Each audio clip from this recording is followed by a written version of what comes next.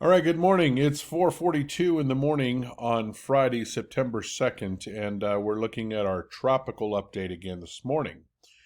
And a couple of things have changed, especially over in the Pacific. We're going to take a look at that here in just a minute. But here we have Danielle over here. And Danielle is moving east at this time, and it's not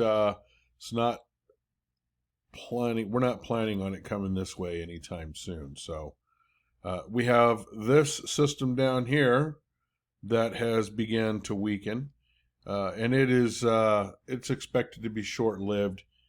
We think it's going to move into uh, unfavorable conditions and kind of dissipate. And then we have, of course, this system here that we've been keeping an eye on.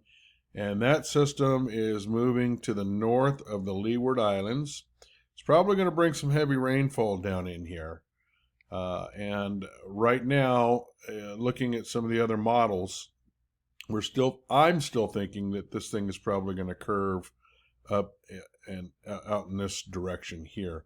I do not believe, although it's possible and it could move in this way, or it could even move in this way, but I don't think any of that's going to happen personally. I think it's going to come this way. Based on some of the other models, they haven't changed that run yet. So we'll just have to wait and see how that pans out. We're still early, so we'll just have to wait and see how that pans out. Let's take a look at the Pacific. All right, so over here in the Pacific, we now have a named storm, Javier, and we're still thinking that Javier is going to move out this way. This is because of a high pressure system, a dominant high pressure system over the southwest area, and so we think that's what's going to happen there. Then we have down further south, we have our second storm here. This storm we originally well, over the last few days anyway, have been programming this thing to come up through this area, but that has changed. And we now I believe, that this is going to come up this way. And it's not going to have as much of a moisture impact on this area or those heavy storms over this area that we were showing in the last couple of days. This is why we don't issue forecasts out so early, because these things do change. So we're going to take a look. We're going to run the precipitation forecast, the precipitation model, and show you what it looks like this is going to happen now. So let's take a look at that. Okay, so here we are looking at the precipitation forecast, and this is Javier right here. And we're going to go ahead and run this and let it run and show you what Javier is going to do. Just like we've been thinking that all along. This is that first storm. This is that storm over there in the Atlantic. And this is this second system that we've been watching. And I want to show you the change. We thought, because the last couple of runs, this was going to come up through here, and it was going to bring some moisture in here, and it was going to bring some pretty serious thunderstorms. You can look at the previous video showing us talk about that. But watch what's happening here as you see Javier hugging the coast and staying out. Instead of coming up into this area here, it's staying out over here. So you see how these things change.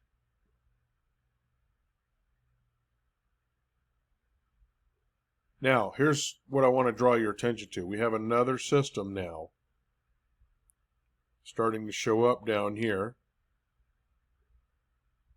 But we also, according to this model run at this time, this one is going to go out to sea as well. So let's let this model finish running its solution. And there you have it. That's pretty much how it looks in a nutshell right now. Again, confidence is low. This is still a ways out. These things change, as you can see in the trend. If you watch the previous videos, you will see that. Okay, so I wanted to move over to the prog charts here to kind of take a look and show you. Here's Javier down here. And I want to move through the prog charts today. Right here, this is about 11 o'clock this morning. We are expecting some thunderstorms to build on the Mogollon Rim and then propagate down into the valleys. Those storms do have the potential for being pretty severe storms. We're going to be keeping an eye on that today. And then this is 5 o'clock this evening. And then, excuse me, this is 5 o'clock Sunday. And you'll see that there's again another chance for some precipitation down in here. This is the high pressure system right here. This high pressure system right here is what's kind of responsible for pushing Javier out to sea. All right, let's keep going. And then you'll see that all the way through the rest of the prog charts runs, we're staying pretty dry. We'll have to keep an eye on that and see how that develops. Okay, so we're going to take a look at the big picture. This is the surface analysis. This is going to kind of show you a little bit about what's going on. There's Danielle right there. All right. This is Invest 91 Lima, that first storm that we've been keeping an eye on. This is Invest 94 Lima. This is the one that we're thinking is going to more than likely move into unfavorable waters and kind of die out. This was that second storm that we were originally thinking was going to come up through the southeast Arizona area, but now looks like it's more going to go up in through northern California. And then, if you'll remember at the end of the precipitation model, we showed you another system, which is this system here, that we think is going to move up and then out into the ocean. But that's kind of the big picture, so you can kind of get a good idea of what's going on. Okay, we're looking at water vapor right now. Kind of wanted to come over here and show you so you get a big picture of what's going on and why we think these storms are taking a while to develop. They're developing slowly, and why we think that this one is going to move into unfavorable conditions and kind of die. So if you look at the legend here, this is water vapor. This is dry. Red is dry. See all this red over here? This is dry air. Doesn't really have anything to help build or produce this system. And running into dry air is going to make this thing peter out. All right? 91 Lima. That's this guy right here. 91 Lima is also going to be moving over some dry regions here, some dry area. We think the models are showing right now this is going to go ahead and move on through there.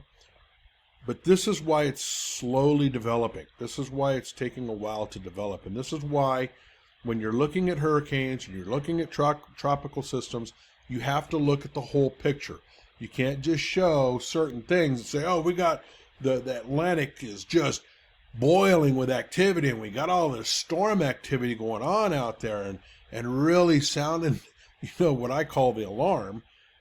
When in reality, you look at the big picture and you see things, you start to see the trend and you start to see that, okay, yeah, we've got some activity going on, but right now it's not, I don't think any of these are going to affect the United States in any way, shape, or form. Even what's going on over here in the Pacific, at least right now, maybe up in Northern California later on. But again, these are model runs and you have to take it for what it is. But I'm not of the ilk that likes to sound the alarm and make people worry and all this other stuff. It's too far out. Yes, there is a possibility that this storm could move over here into Florida. There's also the possibility it could hit somewhere up here on the coast. But right now, I think, because we're looking at all the models, that this thing is going to stay out here in the ocean. It could change. Things do change. But I wanted to show you why you see these hurricanes, and they're not, these storms, I should say, they're not hurricanes yet. Why these storms are slow building. Because they don't have a lot of energy to work with. And if you don't have that energy to work with, it just won't develop. It's not going to develop. I'm not saying this won't develop into a hurricane. What I'm saying is, if you look ahead of it, it's got a lot of dry air that it's going to approach. This one has even more. So I just wanted to kind of give you a big picture and kind of show you why these storms are slow building, and they're not building into these massive Category 5 hurricanes right now. We're still not quite halfway through the season yet, so we've got a ways to go. But because if you're looking around at the different outlets, the different news organizations out there, and they're, sounding the alarm.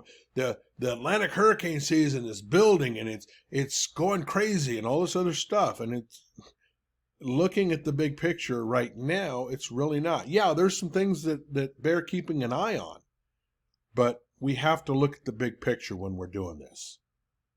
All right, that's all I got. Thanks for watching the video.